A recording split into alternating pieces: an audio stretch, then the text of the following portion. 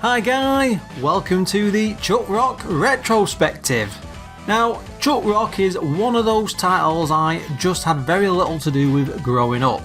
At best, I think I managed to play a cover disc demo, but after spending months as a kid trying to complete Super Mario World, I always kept well away from other mascot games.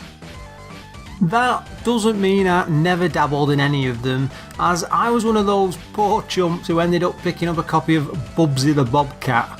It's just that when you start out playing some of the best games going beforehand, Super Mario World, the rest of them just seem a little bit pointless. From what I can remember, I avoided Chuck Rock because it seemed slow, clunky, and well, it had a pretty weird hero. The idea of a caveman wandering about just never really appealed to me, so in a way I'm coming at this fresh today with a lot of space between me and what I thought were pretty decent platformers at the time. The early 90s were pretty much mascot season. It seems every console and software house were trying to come up with the next big thing, and so many failed on the major market because they were often just bad games and just not had enough effort put into them. It was just that push to get a big character out, appeal to as many people as possible, and most of them failed, which is probably a good thing. When Chuck Rock started out, there really wasn't any other sort of prehistoric games on the market. It seems weird thinking back, as it's got to be a really easy period for these games to cover.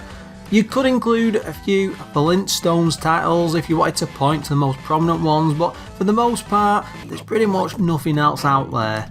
The Humans games were probably the only other main contenders for the Caveman titles, but that's pretty much all that comes to my mind. Game designer Lee Pullen was responsible for coming up with the main character of Chuck and his bubble gut look, and considering some of Core's later games, a caveman isn't exactly out of the norm for their designs. Although Chuck Rock takes on the mantle of a typical platformer, Bob Churchill, the games designer, wanted to try and make something that was incredibly varied for the player, making sure to use all the game mechanics in lots of different and interesting ways.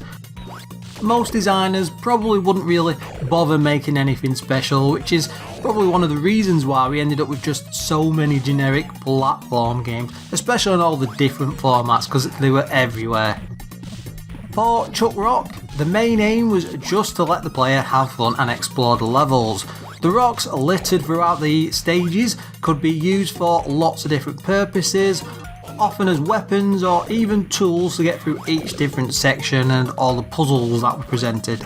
It also seems that the designers were having quite a blast during the game's development, with Bob noting in various interviews just how much fun they had with all of it and the silly humour they managed to stick in there. Parts of Chuck Rock helped inspire the other team members as production continued, in particular the music by Matthew Simmons, which has strong tones that sound familiar to, the Flintstones. Coming up with a cheeky rock and roll style, Bob's reaction after having heard this tune was to add a rock band to the title screen, which is the one you can see on most of the games, and they're all bopping along and playing with an animation. The theme certainly matches those prehistoric shenanigans for sure, and it really does help to boost the game above its peers, especially from the rest of the platformers at the time.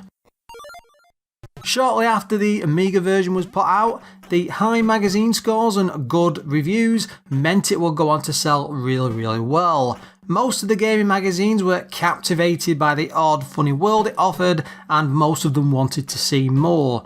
The initial response led to a cry for more ports, and it wasn't long before they started to appear on lots and lots of different systems.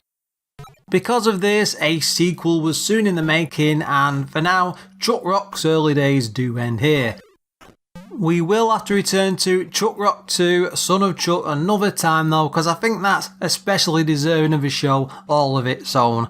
For now though, I was quite pleased with what they achieved here. Doesn't matter which version you play, I think out of all of them, probably the Sega Genesis and the Mega CD versions are probably the best editions, mainly because that Mega CD adds on the improved music, and the studio really got to expand it out a lot more that none of the other versions could have, because well, they just didn't have that CD audio. For now, that's all we just about have time for, so thanks for watching and until next time guys.